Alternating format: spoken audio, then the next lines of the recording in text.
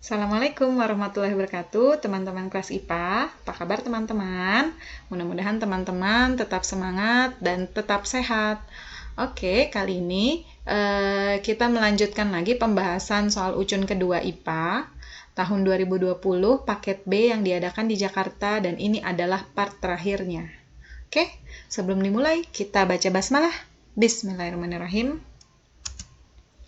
Soal nomor 25 ada gambar contoh interaksi antara komponen biotik dan abiotik dalam ekosistem di atas. Oke, biotik itu adalah makhluk hidup dan abiotik itu adalah benda matinya. Oke, gitu ya, atau yang tidak hidup.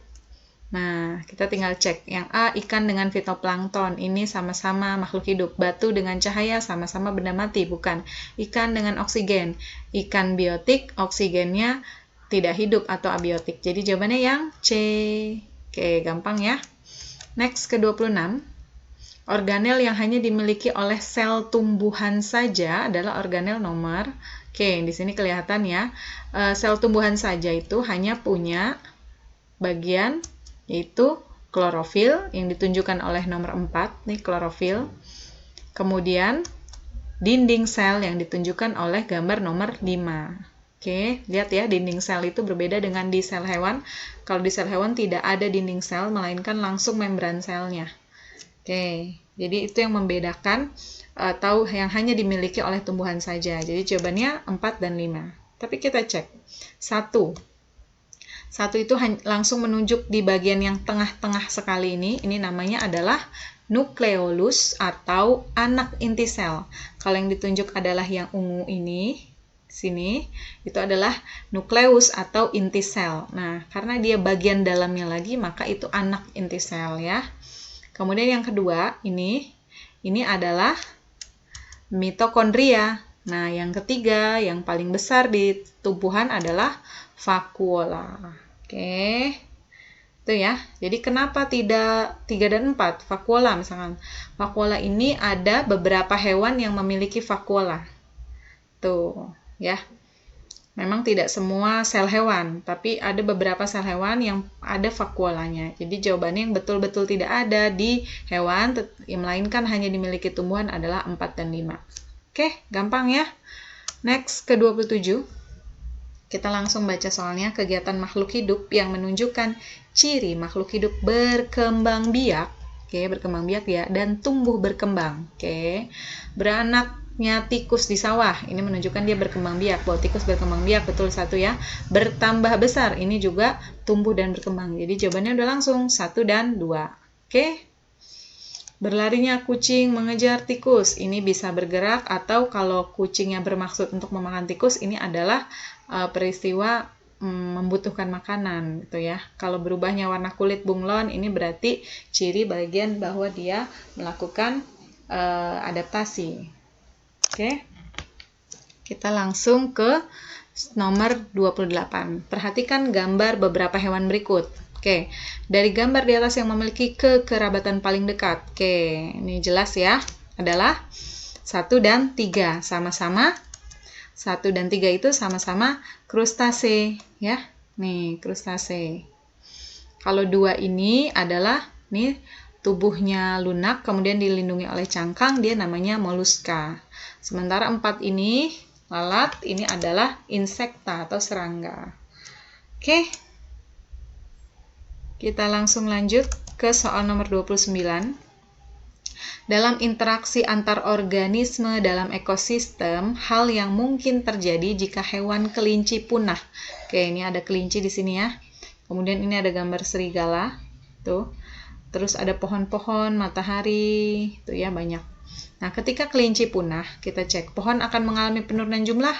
Tidak ya, tidak ada hubungannya sama pohon. Dia tidak akan mengalami penurunan. Akan diikuti menurunnya populasi serigala. Ini yang betul ya. Kenapa? Karena ketika kelinci punah, maka si serigala ini tidak memiliki makanan lagi di sini. Dia nggak bisa makan rumput atau makan pohon, daun di pohon ini dia nggak bisa. Dia karnivora, jadi harus satu-satunya yang bisa dikonsumsi dia di gambar ini adalah kelinci. Oke, next ke-30. Oke, ada gambar ini. Berdasarkan gambar di atas, apabila seseorang menghirup gas pencemar selama beberapa menit akan pingsan bahkan mati lemas karena berkurangnya kemampuan hemoglobin ya dalam mengikat oksigen. Jika diidentifikasi gas pencemar tersebut adalah, yaitu langsung saja karbon monoksida, karena udah jelas-jelas ya. Dia menyebabkan mati lemas, bisa menyebabkan sampai mati lemas, kemudian kemampuan hemoglobin mengikat oksigen juga berkurang. Jadi ini adalah karbon monoksida. Tuh, jadi karbon monoksida ini sifatnya sangat beracun ya. Ketika masuk ke dalam tubuh, dia akan merampas ikatan hemoglobin dengan oksigen, sehingga oksigen akan terusir keluar, bukan terusir keluar, tapi melainkan hemoglobin itu direbut, diambil, sehingga CO ini akan mengikat hemoglobin. Akibatnya ketika hemoglobinnya terikat oleh CO, sehingga tubuh akan mengalami kekurangan oksigen atau hipoksia yang menyebabkan orang itu akan pingsan bahkan mati lemas itu tadi. Oke? Next, ketiga satu, seorang anak mengalami gangguan pada sistem pencernaan. Gejala yang ditimbulkan sakit perut, mual, muntah, hilang nafsu makan, fesesnya lembek dan cair, kemudian demam. Pertolongan pertama. Oke, di sini fesesnya lembek dan cair. Jadi orang ini menderita ya. Kemudian pertolongan pertama yang ditanya adalah, jadi dia tidak bermaksud menyembuhkan, tapi pertolongan pertama. Oke, jadi orang ini menderita diare tadi karena kata kuncinya fesesnya lembek dan cair. Nah, pertolongan pertama untuk diare adalah pemberian oralit. Apa itu oralit? Oralit itu adalah campuran dari gula dengan garam. Tuh, jadi yang mana nih kira-kira? Yang B ya, memberikan minum air manis campur sedikit garam. Jadi gula dicampur dengan garam dengan perbandingan tertentu ya. Jadi gulanya yang lebih banyak dibanding garamnya. Nah, kemudian diminumkan kepada orang ini, maka itu akan menggantikan cairan yang hilang. Karena tadi dia si orang penderita diare ini akan mengalami buang-buang air gitu ya, fesesnya lembek dan cair, sehingga dia akan kekurangan cairan. Nah, pertolongan pertama adalah dengan memberikan cairan yang bisa mengganti cairan di dalam tubuhnya. Tuh, oke. Next, ke-32. Gangguan yang menyebabkan terjadinya bronkitis. Oke, ini soal sudah pernah ya sebenarnya di soal UN tahun 2000 berapa saya lupa, tapi ini sudah pernah ditanyakan. Oke, nanti teman-teman silahkan lihat di antara range 2015 sampai 2019. Soal ini sudah pernah keluar.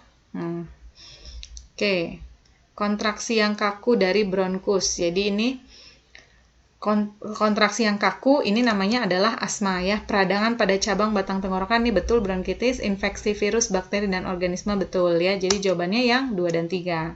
Sementara kerusakan sel paru-paru sehingga paru-paru mengecil, ini adalah bisa disebabkan oleh banyak hal, bisa oleh TBC ya, atau penyakit yang lain-lain, atau bisa juga oleh kanker paru-paru gitu. Jadi bukan disebabkan oleh bronkitis. Oke. Next, ke-33. Perbedaan antara pembuluh darah X dan Y. Oke, kita lihat. Nih terlihat sangat jelas, yang X itu lebih besar, kemudian di sini warna merah, ini pasti namanya arteri, kemudian ini warna biru dan ini kecil. Nah, kemudian ini ada katup-katupnya, maka ini adalah vena. Oke, kita cek perbedaannya. Pembuluh X mengalir mengangkut CO2, salah ya. Kalau arteri itu mengangkutnya harusnya O2, bukan CO2. Pembuluhnya tidak berkatup, lihat di sini memang tidak ada katupnya, sementara ini pembuluhnya berkatup, betul ada katupnya ya. Jadi jawabannya yang B. Oke, gampang ya.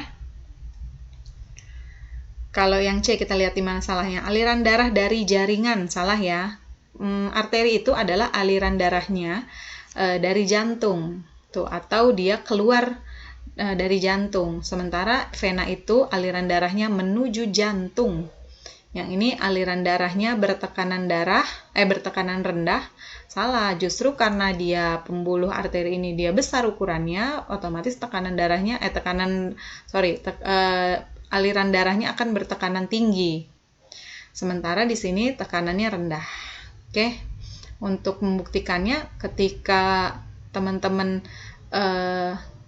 tergores di pembuluh vena, maka karena dia tekanannya rendah, Ya, ketika tergores darah itu hanya akan menetes. Tapi kalau teman-teman lihat misalkan ketika Idul Adha gitu ya, ada hewan kurban yang dipotong tepat di urat nadi di lehernya. Nah, itu tekanannya begitu tinggi, aliran darah itu tinggi sehingga ketika dipotong nadinya yang terjadi adalah darahnya akan menyembur keluar karena tadi aliran darah itu deras, tekanannya tinggi. Oke. Next, 34. Oke, ini bagian dari sistem gerak ya. Bagian yang berperan pada lengan ini. Oke, ketika tangan dilipatkan ya, tangan lengan bawah itu dinaikkan ke atas, yang terjadi, yang berkontraksi, kita lihat di sini. Sebenarnya dari gambar udah kelihatan, otot yang berkontraksi adalah yang membesar. Nah, yang membesar itu otot 6. Sini lihat nih otot 6. Oke ya, sementara otot nomor 2 dia mengalami penciutan gitu ya, mengalami penurunan. Sementara ini membesar.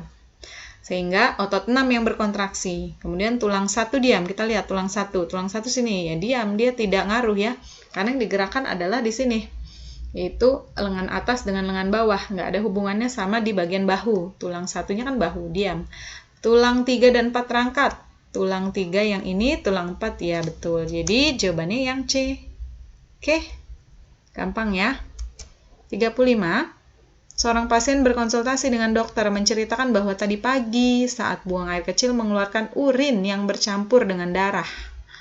Setelah dilakukan uji laboratorium, ternyata ditemukan bakteri Streptococcus. Oke. Pasien ini mengalami gangguan pada bagian. Oke, di sini kata kuncinya urinnya ternyata bercampur dengan darah, artinya ada pendarahan, ada luka ya, ada peradangan. Nah, peradangan ini disebabkan oleh bakteri Streptococcus. Nah, bakteri Streptococcus ini menyebabkan yang namanya nefritis, yaitu peradangan pada nefron. Jadi jawabannya yang A, jelas ya. Oke, next ke 36. Seorang remaja putri sering mengalami keluhan banyak menjumpai lendir yang berlebihan pada pakaian dalam, berwarna hijau dan kadang menimbulkan bau tidak sedap. Untuk mengatasi masalah tersebut, remaja putri dapat melakukan pencegahan dengan cara, ini karena tadi dia katakan bahwa banyak lendir yang berlebihan gitu ya, kemudian warna hijau dan baunya tidak sedap, maka ini namanya adalah keputihan ya. Jadi cara pencegahannya adalah harus dijaga kebersihannya. Oke. 37. Bagian yang bernomor 2. Oke, nomor 2 lihat di sini ya. Nomor 2 yang ini. Bagiannya namanya apa dan fungsinya apa. Oke. Yang ini adalah penampang batang. Kita lihat nih dari nomor 1. Nomor 1. Dari bagian paling luar di sini nggak termasuk dalam nomor di sini ya. Ini adalah epidermis. Itu kan. Kemudian masuk ke dalamnya di sini adalah korteks ya. Nah, kemudian di sini masuk ke pengangkutnya nih, jaringan pengangkut nih di sini. Bagian jaringan pengangkut ini dibagi jadi 2. Di sini ada lingkaran yang di tengah ini. Ini namanya adalah kambium yang memisahkan bagian di jaringan pengangkut luar dengan dalam. Nah, jaringan pengangkut yang luar, sebelah luarnya si lingkaran ini adalah fluem. Jadi nomor 2 adalah fluem. Fungsinya adalah transportasi zat makanan atau hasil fotosintesis. Sementara yang bagian dalam, jaringan pengangkut yang di dalam namanya adalah silem. Oke, jadi yang nomor 4 ini silem ya. Silem fungsinya adalah mengangkut air dan mineral. Oke, next, 38.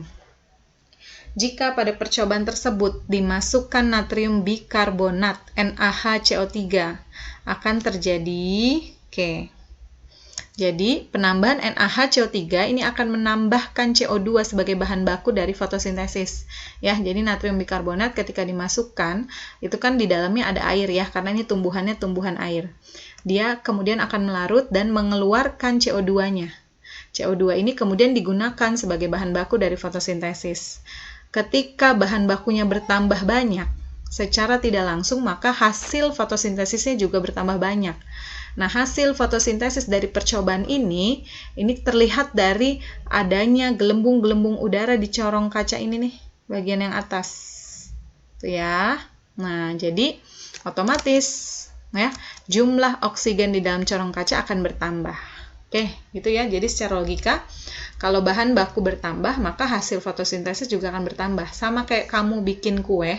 Kalau kamu bikin kue dengan bahan baku tepung 1 kilo, kemudian teman kamu bikin kue dengan bahan tepungnya 2 kilo, maka teman kamu yang bahan bakunya 2 kilo ini hasilnya pasti akan lebih banyak daripada yang punya kamu. Nah, sama kayak gitu di fotosintesis secara logika. Jumlah oksigennya juga akan bertambah. Oke. Next, 319. Disilangkan tanaman mangga berbuah manis dan berukuran besar M besar M besar B besar B besar dengan tanaman mangga berbuah asam dan berukuran kecil M kecil M kecil B kecil B kecil. Jika F1 disilangkan dengan induk berbuah asam dan berukuran kecil, maka persentase keturunan rasa manis ukuran kecilnya. Oke, jadi katanya F1-nya yaitu M besar B besar disilangkan dengan M kecil B kecil B kecil. Ketika disilangkan maka jadi M besar B besar B kecil. Kemudian F1 ini disilangkan dengan ya, F1 disilangkan dengan yang berbuah asam berukuran kecil, berarti M kecil, asam, kecilnya B kecil. Maka ini kita masukkan ke sini, kemudian kita silangkan. Nah, jadi yang ini jadi 4 gamet ya. Di sini M besar B besar. Kita bikin nih, ada 4 gamet di sini M besar B besar, kemudian yang ini dengan yang ini M besar B kecil. Kemudian yang ini dengan ini M kecil B besar, dan terakhir yang ini dengan di sebelah sini M kecil B kecil. Sementara ini M-nya sama, B-nya juga sama ukurannya, jadi cuma ada 1 gamet M kecil B kecil. Kita silangkan satu-satu. Ini M besar M kecil B besar B kecil. Yang ini M besar M kecil B kecil B kecil. Yang ini M kecil B besar B kecil. Satu lagi, ini kecil dengan kecil, jadi M kecil B kecil B kecil. Dia minta yang genotipnya seperti ini ya. Jadi cuma ada 1 di sini. Jadi 1/4 dari kemungkinannya, yaitu 4 dihasilkan 4 anakan kali 100%. Berarti jawabannya 25%. Oke. Next, soal terakhir 40. Petani kedelai pada tahun ini panennya melimpah makanan olahan yang berbahan dasar kedelai dengan mikroba yang sesuai. Oke. Ini udah bukan dari soalnya ya, tapi sudah disalahkan duluan oleh saya, gitu ya. Jadi udah ketahuan ya. Jadi tempe oleh jamur Saccharomyces salah ya di sini. Oke, ini harusnya munculnya nanti, tapi dia udah muncul duluan. Saccharomyces, tempe salah. Tempe itu harusnya Rhizopus ya. Tahu oleh Rhizopus oryzae salah. Tahu tidak butuh mikroba. Jadi kalau teman-teman mau tahu itu dihasilkan dari kedelai yang sudah dijadikan susu, jadi atau susu kedelai orang bilangnya ya. Nah, susu kedelai ini kemudian direbus, kemudian dicampurkan suatu asam. Asamnya boleh yang dihasilkan dari jeruk nipis, atau asam dari jeruk peras, atau bisa juga dari asam cuka. Nah, kemudian nanti lama-lama akan terbentuk padatan tahu. Nah, padatan tahu ini kemudian disaring, kemudian dipadatkan. Nah, jadi dia nggak butuh mikroba. Oke, kecap oleh jamur Aspergillus. Nah, ini yang benar ya. Jadi kecap memang pembuatannya oleh Aspergillus swentii. Kembang tahu oleh bakteri Lactobacillus. Ini salah juga ya. Lactobacillus itu digunakannya untuk yogurt, keju. Sementara ini Saccharomyces untuk roti dan tape. Oke, teman-teman. Ya, sampai di sini dulu teman-teman. Mudah-mudahan pembahasan soal UCUN 2-nya bisa direview lagi oleh teman-teman sambil dilihat-lihat lagi. Mudah-mudahan semakin bisa memahami ya, dan semakin bisa mempersiapkan diri menghadapi ujian nasionalnya. Oke, bukan seberapa hebat kamu dalam bercita-cita, melainkan seberapa hebat perjuanganmu dalam meraihnya. Mohon maaf bila ada kesalahan. Kita cukupkan dengan hamdalah. Alhamdulillahirrahmanirrahim. Assalamualaikum warahmatullahi wabarakatuh.